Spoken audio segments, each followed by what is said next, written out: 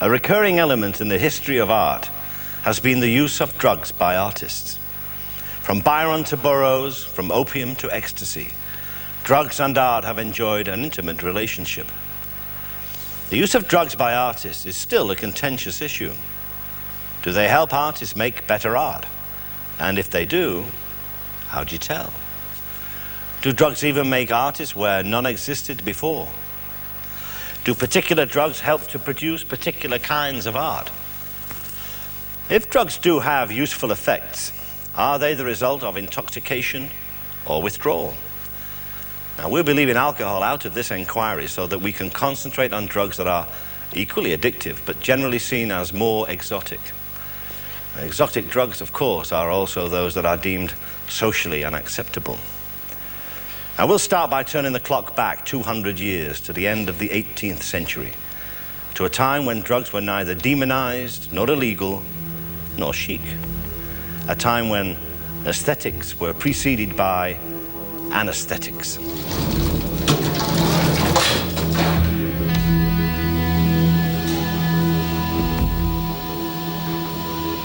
As our story unfolds, we will use this elevator to take us through the floors of history.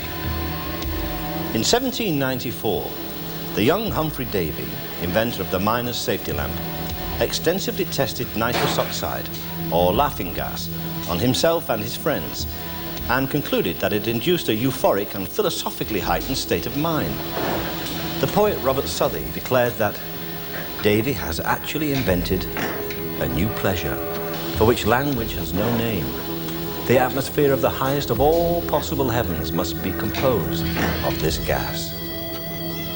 Other keen inhalers were Thomas de Quincey, author of Confessions of an English Opium Eater, and Roget of Thesaurus fame, and the most prominent of all, the great poet Samuel Taylor Coleridge. Now, Coleridge is notorious for his prolonged use of opium, and when Byron's marriage was drifting onto the rocks, he kept at hand a bottle of Blackdrop, a popular laudanum preparation. Shelley countered his nervous headaches with a similar compound. The stories of American Edgar Allan Poe were studied with the imagery of opium dreams. Opium use had been widespread for thousands of years, especially in the Orient. At the point where we entered the story, distinguished writers, painters, and politicians right across Europe were concerned less with the medical value of the poppy than with testing its visionary powers. The use of opium was very widespread in 19th century Britain. The drug was imported completely freely without any restrictions at all. And once inside the country, it was sold in a variety of different outlets. The patent medicines like Dr. Collis Brown's chlorodyne. There were children's cordials used for putting children to sleep, like Godfrey's cordial and Dalby's carminative. There were widespread general preparations like laudanum, which is a mixture of opium and alcohol. And there was even raw opium itself, sold in shops and on market stalls in pills and penny sticks. I think opium use probably did mask medical problems, and it certainly caused some medical problems of its own. There was a quite high level of accidental overdosing with opiates. For almost 40 years, Coleridge had a love-hate relationship with opium. A year after first taking it, he wrote Kubla Khan or A Vision in a Dream, widely regarded as the most obviously opiated of his works. In the introduction, Coleridge is typically evasive. He claims that, in consequence of a slight indisposition, an anodyne had been prescribed, from the effects of which he fell asleep in his chair. Before that, he'd been reading about the building of a great palace. When he awoke 3 hours later, he found that he'd composed between 200 and 300 lines of verse in his head. Writing them down, he was disturbed by a visitor from Porlock and promptly forgot all but 54 of them. In Xanadu did Kubla Khan a stately pleasure dome decree, where Alph the sacred river ran, through caverns measureless to man, down to a sunless sea. The positive contribution which opium made to Coleridge's writing was that it helped him to observe changing states of consciousness. Like De Quincey, he was interested in dreams, he was interested in the process of falling asleep, he was interested in fantasy, he was interested in changes in perception. Opium did enable him to observe all these things, perhaps more sharply than he would have done otherwise. It helped him perhaps as a philosopher and psychologist rather than as a poet. When Coleridge wrote about opium in his private letters, it was the language of guilt, of remorse, of anguish, of torture. But it would be wrong to imagine that Coleridge was untroubled in his mind before he became addicted to opium. He once observed that it seemed to him as though he'd always been pursued by some great dread. And it's interesting that the Rime of the Ancient Mariner, his best-known poem, so powerfully articulates the theme of dread, yet it was actually written long before he became an opium addict. Taking opium was simply one way in which he was an outsider, but equally he saw sloth, he saw his overuse of alcohol, he saw his failure to relate to other people in significant ways as all parts of the same failure, the same tendency to be a kind of ancient mariner or isolated figure.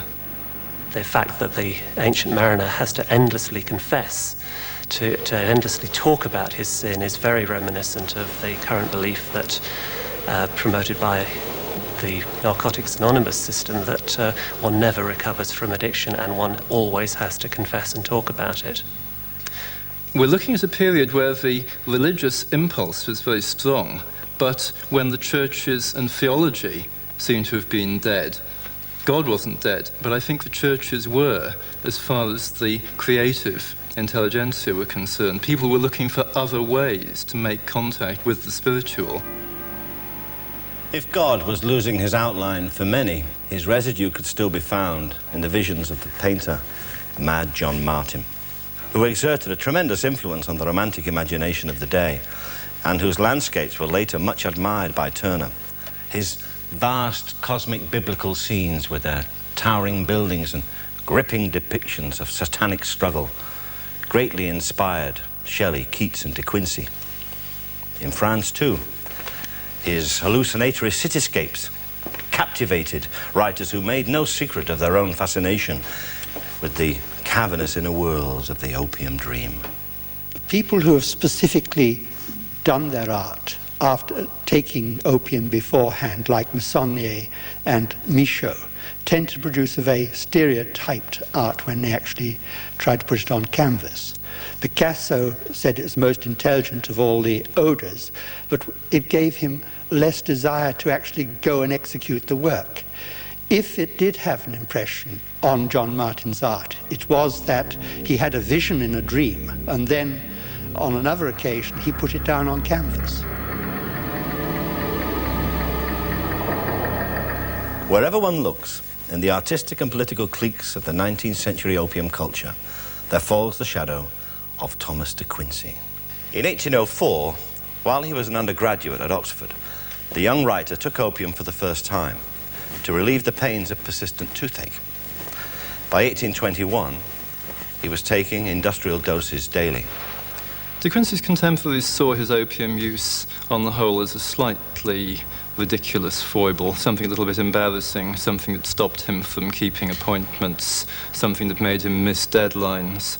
But De Quincey also used it as a stock in trade. He became famous quite early on as the English opium eater. Mr. De Quincey, when you look back on a lifetime of addiction, do you feel you had a proper measure of the drug? If in early days I'd fully understood the powers of this mighty drug, when judiciously regulated, 1, to tranquilize all irritations of the nervous system, 2, to stimulate the capacities of enjoyment, and 3, under any call for extraordinary exertions, to sustain through 24 consecutive hours the else drooping animal energies.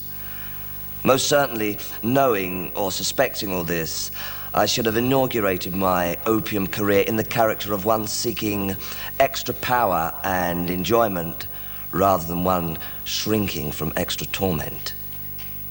De Quincey's Confessions of an English Opium Eater is a marvellous book. It's not only about drugs, it's an autobiography of the romantic imagination, very close in some ways to Wordsworth's Prelude, but going into far more fantastic and secretive areas of experience. I was stared at, hooted at, grinned at, chattered at by monkeys, by parakeets, by cockatoos. I was worshipped. I was sacrificed. I was buried for 1,000 years in stone coffins with mummies and sphinxes in narrow chambers at the heart of eternal pyramids. I was kissed with cancerous kisses by crocodiles and laid, confounded with all unutterable slimy things amongst reeds and nilotic mud. I don't think it made De Quincey a better writer, but I don't think a drug will make anyone a better writer. What it did was to provide him with a subject at a time when he badly needed one. His opium use became the experience on which he could capitalize, around which he could write his autobiography, and that gave him his first break into the literary world. Opium, in common with many other drugs, is found naturally within the plant kingdom. Opium is derived from the juice or the resin of the opium poppy, Papaver somniferum. The main active ingredient was found in 1807 to be morphine. Morphine, in fact, comes from the Greek god Morpheus, the god of dreams. So a sleepiness and perceptual changes can occur with the drug. In order to understand how opium itself can produce effects on the brain, we need to briefly consider the ways in which nerve cells in the brain, of which there are millions, talk to each other. And a major critical event in the way in which they communicate is by the release of a transmitter. These act on receptors. Now, since it was unlikely the receptor would evolve waiting for opium to come along, that possibly there were chemicals in the brain that use this receptor, and all that morphine was doing was simply mimicking their action. When he does write of the darker places to which opium dispatched him, the normally perky De Quincey closely echoes Coleridge's description of the travails of the ancient mariner. The many men so beautiful, and they all dead did lie, and a million slimy things lived on, and so did I. Do some mind-altering drugs have a consistent effect upon the imagination? Is there an art typical of opium, as distinct from, say, cannabis? Certainly guilt plays a larger part in the reveries of the opium taker because of the bondage that the drug imposes on the unwary user. But not all artists who have taken drugs were racked by guilt. Edgar Allan Poe, like Coleridge, was reticent about his private habits. But his reputation as an incorrigible liar doesn't suggest guilt so much as an untiring opportunism. In the view of many, he was also a plagiarist, a racist, and a drunk. He was perceived as being an addict for two reasons. First, that he created opium addicts, and very successfully created opium addicts. In the two stories, Ligeia and the Fall of the House of Usher, he creates stories which are spoken through a confessional I, and that I is often associated with Poe himself, though of course Poe invented these characters as much as he invented other characters. They are not merely duplications of Poe himself. And the other reason why Poe, I think, is often associated with taking opium is that he was a renowned taker of drink. And later in the century, this was transmuted almost by association into opium taking. Underground chambers, preoccupation with premature burial, with vertigo, with excess fear, anxiety, neurosis. Themes like this would perhaps suggest that he was at least acquainted with anxieties that might derive from opium experience. Mr. Poe, there are indications in your letters that you suffer from opium addiction. I am excessively slothful and wonderfully industrious by fits. There are epochs when any kind of mental exercise is torture. I have thus rambled and dreamed away whole months and awoke at last to a sort of mania for composition. And these moods, are they related to your use of drugs? I live continually in a reverie of the future. Do you recall, for example, your description of the use of morphine in A Tale of the Ragged Mountain? Of course. The morphine had its customary effect, that of enduing all the external world with an intensity of interest, in the quivering of a leaf, in the hue of a blade of grass, in the humming of a bee, in the breathing of the wind. There came a whole universe of suggestion, a gay and motley train of rhapsodies and a methodical thought. A condition you described in great detail in the character of Roderick Usher. He suffered from a morbid acuteness of the senses. So typical of the opium experience. His voice had that leaden, self-balanced, and perfectly modulated guttural utterance which may be observed in the lost drunkard or the irreclaimable eater of opium. Quite. It does seem clear, Mr. Poe, that your obsession with the drug was more than merely journalistic. While great strides were being made in some areas of medicine, such as the use of antiseptics in surgery, pioneered by Lister in 1860, the nature of addiction was poorly understood. This innocence was passed on to the opium users, of course, some of whom, unlike Coleridge and Poe, were remarkably frank about a level of use that they refused to accept as habituation. Elizabeth Barrett Browning became ill when she was 15. This was not very unusual. In the 19th century, young women at about this age tended to think of themselves as ill of necessity. So eventually one of her doctors decided to try her out on opium. What in fact he gave her was morphine to begin with, and then they gave her laudanum as well. And she went on taking these doses really throughout the rest of her life. She had quite a substantial personal income of about £50 a quarter, and almost all of that went on the morphine that she was taking. In particular, rather interestingly, the person with whom she had a real kind of opium relationship was another writer, Mary Russell Mitford. Now, Mary Russell Mitford also took opium, so they used to exchange jolly letters saying, "Isn't it wonderful, and how very splendid that we can take this, and what a relief it is, it gets rid of any headache, it puts you to sleep, it wakes you up." And these two women felt very contented and satisfied within that relationship. There are, in Elizabeth Barrett's poetry, extraordinary passages which, while one couldn't possibly say that they were derived immediately from drug-induced hallucination, are very much the kinds of extreme things that one might expect from that situation. For instance, in Aurora Leigh, there's a passage where one of the characters has been raped, and she's describing the experience of this rape, and she describes it as having been buried alive.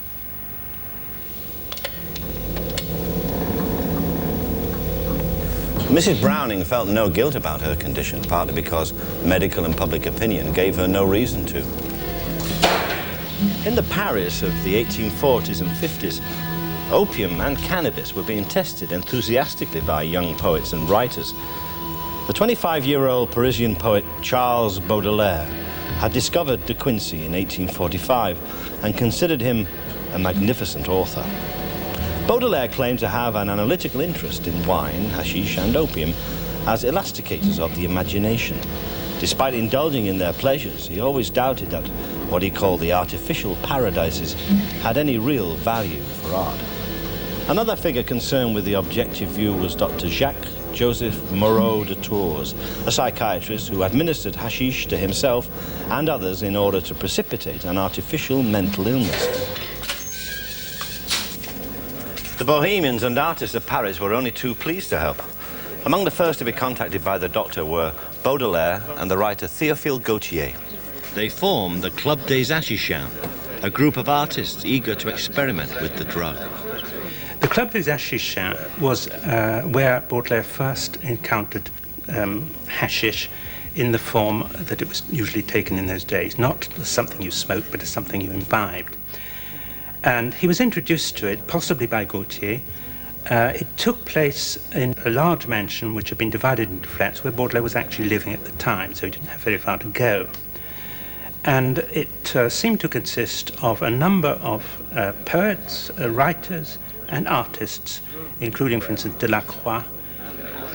It used to meet in the early evening between 5 and 6 in the evening, there was coffee served with hashish, and this was followed by a meal, but the people would eat the hashish before the meal started, and the hashish would begin to have effect, so that by the end of the meal they would go from the dining room into another room. After a while they would fall into, they would start behaving very erratically and very hilariously, and then they would fall into a stupor, and that would be more or less the end until they came out of it. Human beings can experience any amount of pain, but we're all limited, according to Gautier, as far as experiencing happiness is concerned. And what he enjoyed about the hashish experience was that it seemed to take him right to the very edge of the amount of happiness that was tolerable. Along the deserted quay, among the mass of dark buildings, it was hard to find the house that I was seeking. But my coachman, standing on his seat, was able to read on a marble plaque the half-effaced name of the old house, which was the meeting place of the initiated. How did you actually take the hashish? A piece of greenish paste or sweetmeat, about as large as my thumb, was taken out of a crystal vase by Dr. Moreau with the aid of a spatula and placed beside a mother-of-pearl spoon on each saucer. And when the drug took effect, what happened? A vague warmth stole over my body, and a madness, like a wave breaking on a rock and retreating to hurl itself again, reached and withdrew from my brain, which it had finally engulfed. Hallucination, a strange guest, had come to visit me. I looked up at the ceiling, and I saw a multitude of heads without bodies, like cherubim. Swarms of merry faces swirled round and round, creating a giddy, dizzying effect. Well, hashish can be taken in many different forms. In fact, the active ingredient in hashish is a chemical called tetrahydrocannabinol, mercifully abbreviated to THC. The effects of THC on the brain include a feeling of perception being altered, sometimes visual, sometimes auditory, but in most subjects, the perceptual changes very often involve altered feelings of space and time. The Hashishin were artists who saw themselves as scientists of the imagination. They felt that they were uncovering territory of vital interest to mankind. Although addiction wasn't socially acceptable, the taking of mind-altering drugs for what were called luxurious purposes wasn't frowned upon. Baudelaire, however, in his essay entitled On Wine and Hashish, condemned the drug for its capacity to subvert the will. Monsieur Baudelaire, Flaubert suggested that you, quote, insisted too much on the spirit of evil. It would have been better if you hadn't blamed hashish and opium excesses. How do you know what will come of it all later? As far back as I can remember, I have been obsessed by the impossibility of accounting for certain sudden acts or thoughts in man, save on the hypothesis that there is an evil power external to him. That's a candid confession for which not all the serried ranks of the 19th century combined will make me blush. Unlike De Quincey, Baudelaire predicted a Faustian fate for all those who failed to see the immorality implied in the pursuit of a false ideal. Well, whatever the poet's fears about having to pay a hellish price for his own drug habits, he succeeded in creating exquisite verse full of the flavor of both hashish and opium. A Babel of stairways and arcades. There was an infinite palace. Massy cataracts, like curtains of crystal, hung, suspended, dazzling from walls of metal. Not trees, but colonnades encircled the sleeping pools, in which colossal nymphs admired their reflections like women. Expanses of water stretched blue between rosy and green embankments for millions of leagues towards the confines of the universe. There were fabulous stones and magic waves. There were enormous mirrors dazzled by all they reflected. Impassive, silent Ganges rivers in the sky poured down treasures of their urns into diamond abysses. The third famous member of the Club des Achichans was the writer Gérard de Nerval, author of Voyage to the East and Aurelia. So morose and despondent was his manner that Gautier may have had him in mind when he wrote, "It is the fashion to be pale and greenish looking, to appear to be wasted by the pangs and passions of remorse, and to talk sadly and fantastically about death." One of Nerval's most notorious adventures was taking a lobster for a walk in the gardens of the Palais Royal using a blue ribbon as a lead. There was another time when Nerval stripped off his clothes in the street saying that he was going to get rid of all the trappings of reality. To some extent he was trying to provoke trouble, and to some extent he just had no idea of the norms. In a way this was characteristic of extreme romanticism. They wanted to shock the bourgeoisie, but with him it became a lifestyle. After a few minutes, the effects of the hashish began to make themselves felt upon the young man and the stranger. A gentle languor spread over all their limbs. A vague smile hovered over their lips. They began to laugh, to move about, and speak with extreme volubility, especially the stranger. He seemed a prey to an exaggerated exhilaration. Hosts of new thoughts traversed his soul like whirlwinds of fire. And then the vision faded, and he collapsed limply upon the cushions.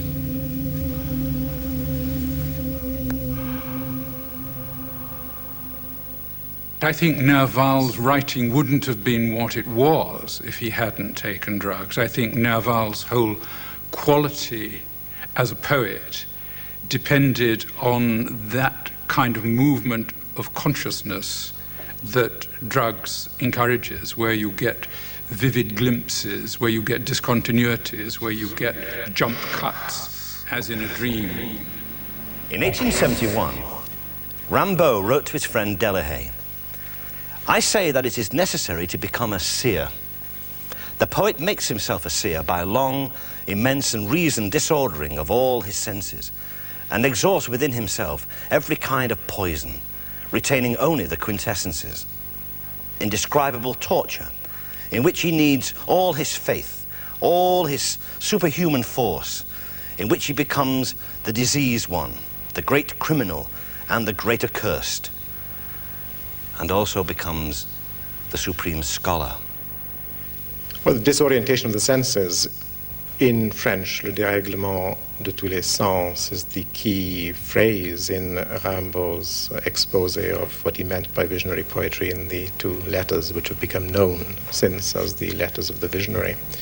And what he meant by it was a systematic attempt to destroy all those conventions, intellectual conventions, moral conventions, conventions of feeling and imagination, which he felt stood in the way of real visionary poetry. I certainly think that the taking of drugs supplied Rimbaud, as it did supply Baudelaire, with a kind of model, a paradigm, an ideal, a reminder of what lyrical ecstasy could be at its best. But he was not, as far as I can make out, in any way dependent upon drugs for poetic inspiration. Little evening of intoxication blessed by you. Rule and method, we are your champions. We do not forget how last night you glorified each one of us, young and old. We have faith in your poison. We know how to sacrifice our entire life every day. The time of assassins is here.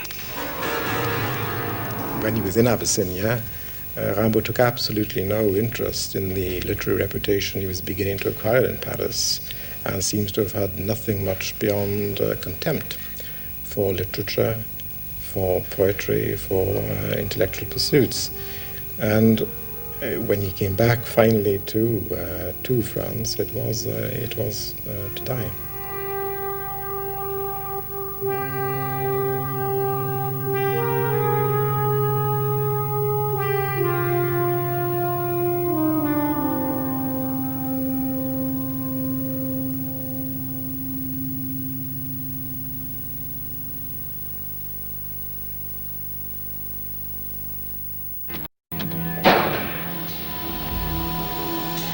Many artists would defend their use of drugs in terms of research into the well springs of inspiration.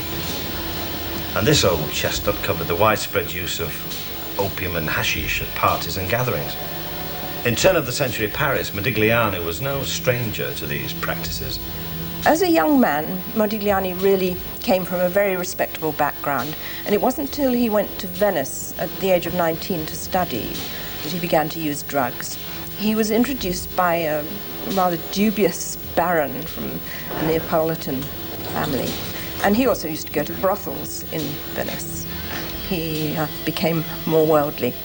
Then when he went to Paris, he was riveted by the stories of drug taking. He liked to hear about people taking opium or cocaine or hashish. He often, at parties, he would be the one who would be standing at the door, master of ceremonies in this informal atmosphere, offering people pills, saying, go ahead, take them. He saw the artist as Superman, and he wrote a letter to a friend when he was in Venice recovering from tuberculosis, saying, your real duty is to save your dream.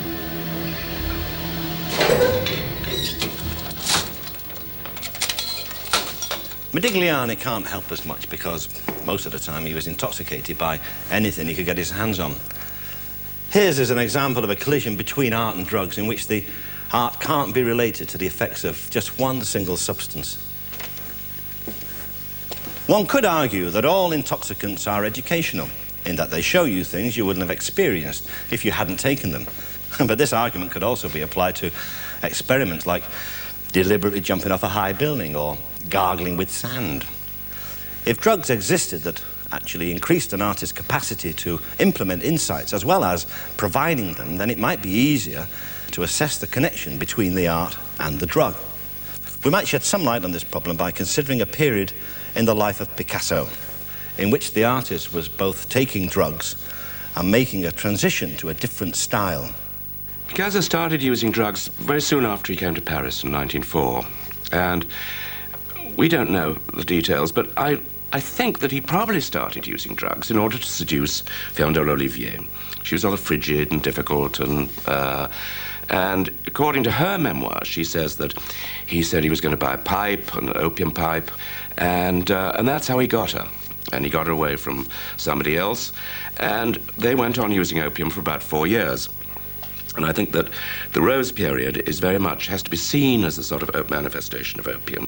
But the sort of mysterious, sort of druggy atmosphere that those paintings have, the rather androgynous figures, you can't tell sometimes whether they're boys or girls. I think all of that is part of this fin de siècle opium culture, which was very much in fashion at the time, and which was very much the way of life at the Bateau Lavoie, where he had his studio. And you have to remember that Picasso's closest friends, Max Jacob, Apollinaire, Salmon, were all three heavy drug takers. One of Picasso's most famous pictures from this period was the Demoiselle d'Avignon. It's very difficult to be precise about Picasso's Demoiselle d'Avignon because he puts so much in it. It's like a suitcase which you fill full of clothes and have to sit on, and there are bits hanging out. Whatever was in his life at the time is in that painting, and the women, as Picasso said, Fernand Olivier was one of the whores, Marie-Laurence, and it could, in a way, reflect these opium evenings which were spent with these various women around. I don't think that you can claim there was any direct connection between Picasso's drug taking and his work. I think that it's more a kind of flavor that you get and then you don't get it. It's no more than a flavor. And I remember talking to Cocteau about this, and Cocteau said that he said he'd occasionally asked Picasso about the old days when he took drugs, and Picasso was extremely cagey about it, would never, rather tried to gloss over it, didn't admit it. But he did once say that he thought opium had the most intelligent smell in the world, and that it was the greatest invention since the wheel, which did imply that it had had quite a heavy effect on him. A regular visitor to Picasso's studio during the First World War was the brilliant young poet Jean Cocteau. After the war, Cocteau persuaded Picasso to design sets and costumes for Diaghilev's Russian ballet. The result in 1917 was the groundbreaking Parade, with music by Erik Satie, a show which regularly incensed audiences and confirmed the precocious and diverse talents of Cocteau. Jean Cocteau depended on opium, really, for most of his life. I think when he was about 15 and ran away from home down to Marseille, he definitely saw Chinese sailors smoking opium on the ships there. And then, after his young friend Raymond Radiguet died in 1923, Cocteau was really inconsolable. And the following year, he went down to Monte Carlo, where friends of his were composing ballets. And the musicians in particular said, "Jean, you are so miserable. Why don't you try smoking opium?" Because Cocteau had already said he didn't think he would ever write again. He was so unhappy. Monsieur Cocteau, we'd like to hear your views on the horrors of opium. Opium remains unique in that the euphoria it produces is superior to that of health. I owe it my perfect hours. Well, that's not a view shared by medical opinion.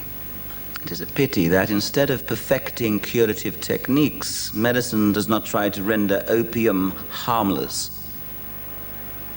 Are you saying that if this was the case, you'd take it on a daily basis? Without opium, plans, marriages, journeys would appear to me just as foolish as if someone falling out of a window were to hope to make friends with the occupants of the room before which he passes. You make everyday life sound rather empty. Everything one achieves in life, even love, occurs in an express train racing towards death. To smoke opium is to get out of the train while it is still moving, to concern oneself with something other than life or death. But isn't it just another train, though? Everyone speaks of the slavery of opium. The regularity it imposes on the passing hours is not only a discipline, it is also a liberation. Liberation from visits and from people sitting round in circles. Without opium, I am cold, I catch cold, I do not feel hungry, I am impatient to impose what I invent. When I smoke, I'm warm, I do not know what colds are. I'm hungry, my impatience disappears. Doctors, reflect on this riddle. He thought of himself as a poet, and he thought of the job of a poet as looking for what he calls his inner darkness. I don't think he would have wanted to admit that the themes and images in his work came from outside, or that they were as the result of taking a drug. I think he thought of the drug as a facilitator. Cocteau's drawings are so haunting, so intense, and they illustrate such an unnatural state of mind that one could never possibly forget such things. And nobody, without the enhancement of opium, I don't think could ever have drawn them. And opium helped him. Somehow it kept him in touch with the real world and also in touch with the world of unreality at the same time, which I think is the way a poet should live. There are certain themes and images in Cocteau's films, such as, for example, the use of slow motion and reverse slow motion, the images of the poet Orphée going through the mirror and coming back out of the mirror, and in La Belle et la Bête, where characters move down corridors and come back down corridors. Cocteau does say that he didn't actually have visions or hallucinations while he was taking opium. What he says that he experienced was a feeling of being outside time, and a feeling of the mind being released from its normal constraints. Cocteau says, for example, that the feeling was like the switchman in the mind being turned off so that the mind could move freely. Cocteau's films are invariably described as surreal, a convenience word of great imprecision, used to describe anything that looks a bit drug-induced or dreamlike.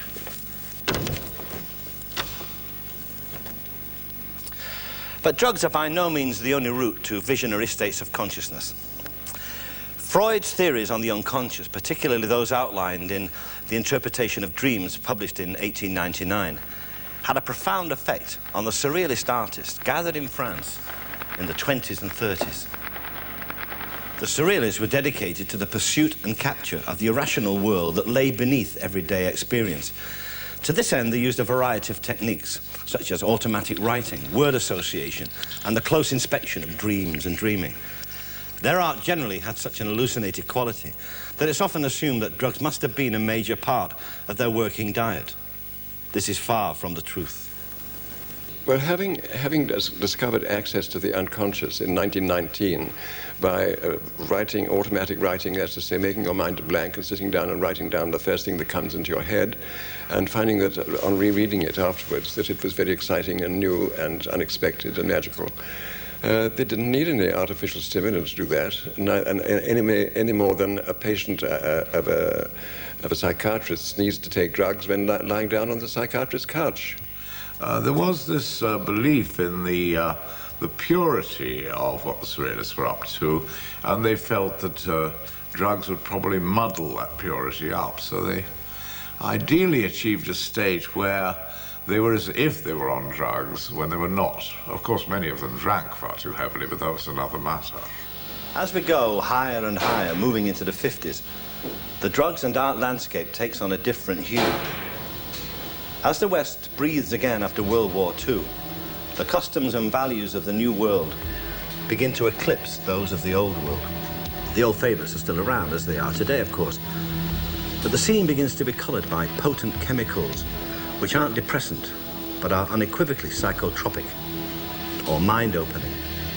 The peyote cactus was used for many hundreds of years by the native Indians of the Americas for both ritualistic and religious purposes. Mescaline is the active ingredient in the peyote cactus. It produces marked hallucinogenic effects. The effects of mescaline on the body are relatively mild, in that blood pressure and heart rate are increased. But the effects of mescaline on the brain are very profound. The brain has a filtering system whereby a neurotransmitter called serotonin appears to alter incoming messages so that the brain is not flooded. Mescaline interferes with this filtering system so that the brain becomes bombarded with visual, tactile, and possibly also auditory inputs. The British novelist Aldous Huxley, author of Eyeless in Gaza, Brave New World, among others, was celebrated for his brilliant intellect and extraordinarily compendious knowledge. During the 20s and 30s, Huxley strove to balance his spiritual needs with his restless mind. Right at the beginning of his career, Aldous Huxley was interested in the interior life, and for a very important reason in his own life, and that is that he discovered when he was a medical student and he was studying the body itself and its structure, he had an eye defect, which deteriorated throughout his life. He'd taken up with the Bates method for his eyes. He'd taken up the Alexander technique for his posture. He'd taken up with E-therapy and Dianetics and a whole heap of other mental and physical disciplines. And he was just ripe, you might say. Huxley read a lot of learned journals, and in one of them he came across a doctor named Humphrey Osmond who had a new theory of schizophrenia that involved mescaline, and Huxley wrote him and said, "I'd love to take some." One bright May morning, I swallowed 4/10 of a gram of mescaline dissolved in half a glass of water and sat down to wait for the results. I saw eternity in a flower, infinity in 4 chair legs, and the absolute in the folds of a pair of flannel trousers. Mescaline is the most extraordinary and significant experience available to human beings this side of the beatific vision.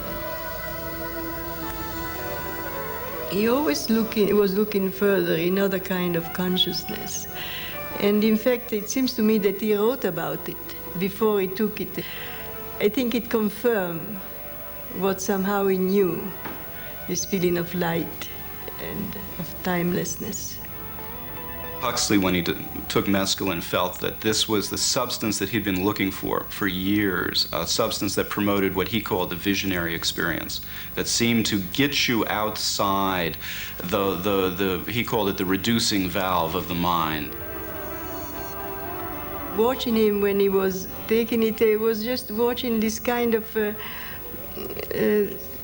tremendous love, tremendous gentleness, tremendous acceptance and understanding. But there was a certain smile that would come that was very beautiful. In 1954, Huxley published The Doors of Perception, in which he sung the praises of mescaline. 2 years later, he wrote the companion volume, Heaven and Hell. Reactions were mixed. Some felt the celebrated man of letters had become a crackpot, but others felt that since his work generally demonstrated a high moral seriousness, his insights deserved careful scrutiny. He didn't think that a novelist could really find it that useful because a novel was too slow and too laborious and too tedious. In many ways, I think Aldiss's running into psychedelics is really what finished him as a novelist. The actual style doesn't change at all. It very often doesn't. I mean, if you're writing about a subject matter, and you're not a poet interested in inventing forms, or someone like Joyce inventing a new prose. His prose is just as clear and analytical as it was before. The mescaline experience accelerated the development of Huxley's worldview, but didn't affect the quality of his writing. And this may be because Huxley saw language first and foremost as a vehicle for ideas, and ideas were his main stock in trade. His spiritual release came to him in exile, where the drugs of the Mexican Indians provided the catalyst for a transformation that he could never have found in England.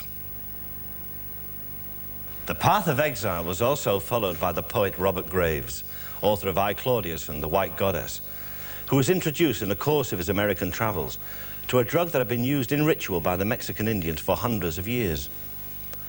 On the 31st of January 1960, Graves visited Gordon Wasson's New York apartment and took pills made from the Mexican mushroom Psilocybe haemcei while listening in complete darkness to a recording of a Mexican Indian priest's invocation to the god of mysteries and lightning. Graves was profoundly affected and considered that he'd eaten the food of the gods. He wrote to Wasson, expressing his gratitude. This was not merely a red letter day, but a day marked with all the colors of a celestial rainbow. One result is that I'm now able to see pictures in my mind far more clearly than before. The mushrooms seem to have broken down some sort of barrier between thought and vision. Not completely yet, but noticeably. I have no doubt at all but that the mushrooms should be restored among Europeans and people of European descent to its original presumed position in religion. First of all, as an initiation ceremony to religion at puberty, then as a heightening of the marriage rite, finally as a viaticum. So that when the door of heaven opens, one really enters and sees those one has loved. Jerome Robbins' remark was one which I can concur wholeheartedly. Why reserve these drugs for the mentally sick? They should be given to the mentally whole. He felt that people taking mushrooms for sensation were in some way abusing what was and could still be, he thought, a genuine aid to a spiritual experience. He thought there was a use, a value to poets and artists in taking psilocybin at least once or twice as a way of educating their sensibility. He thought that to depend on hallucinogenic drugs for inspiration was not required by a true artist, and that for a poet to do so would compromise his poetic integrity. Both Graves and Huxley were convinced that the white light of revelation would cast out the shadows of spiritual decay.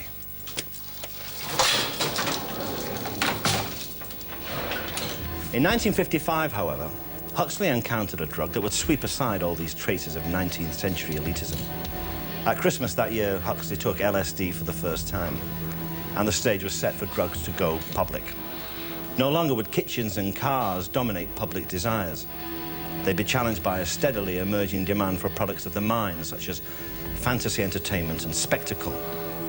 It wouldn't be long before the idea of true adventure would be redefined by these cosmonauts of inner space. Little did